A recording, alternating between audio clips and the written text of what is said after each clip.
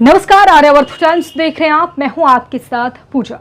कोलकाता में RG Kar medical college अस्पताल में ट्रेनिंग महिला डॉक्टर के साथ दुष्कर्म और रेप मामले पर आज सुप्रीम कोर्ट में सुनवाई हुई। शीर्ष अदालत ने स्वतः संज्ञान लेते हुए इस मामले पर सुनवाई करने का फैसला लिया था। भारत के मुख्य न्यायाधीश डीवाई चंद्रचूड़, जेपी पाद्रीवाला और मनोज मिश्रा की खंडपीठ इस मामले पर सुनवाई कर रही है।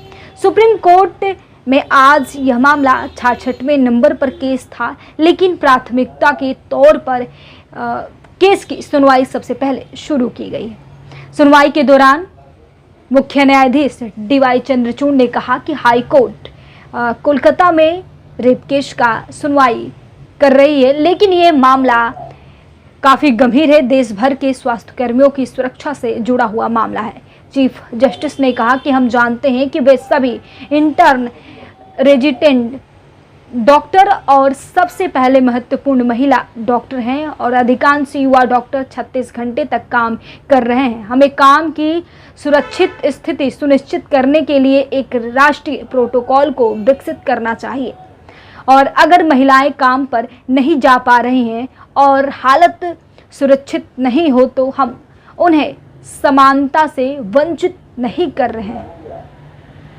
हमें ऐसा नहीं करना चाहिए, एक सुनिश्चित काम बनाए, ये मुख्य न्यायाधीश डीवाई चंद्रचूड़ का कहना है। आपको बता दें कि इस मामले में सुनवाई के दौरान आगे सुप्रीम कोर्ट ने कहा कि देश के अस्पतालों में, खासकर सरकारी अस्पतालों में युवा डॉक्टरों को लेकर स्थिति बेहद ही कमजोर है।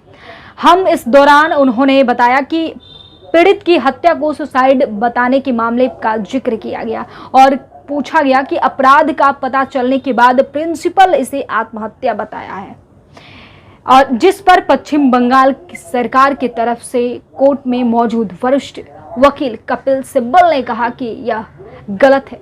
केस की सुनवाई के दौरान भारत के मुख्य न्यायाधीश ने कहा कि इस मामले में एफआईआर देर से दर्ज की गई, जिस पर कपिल सिब्बल ने इसे भी गलत बताया।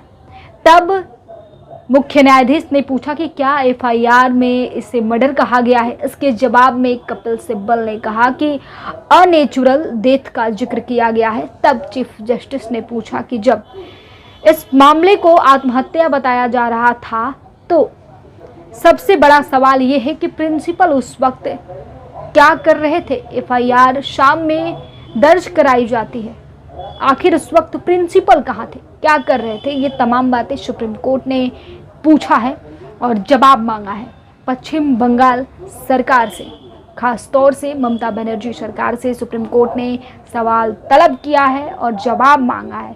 और प्रिंसिपल को भी सीबीआई इस वक्त पूछताछ के लिए बुलाया है। प्रिंसिपल सीबीआई के ऑफिस पहुंचे थे और जिस तरह से पूरे राज्य भर में आक्रोश का माहौल को देखते हुए इस मामले का निपटारा जल्द से जल्द हो जाएगा और आरोपियों को सजा दिलाने के लिए पूरा देश लगा हुआ है। फिलहाल इस खबर में बस इतना ही।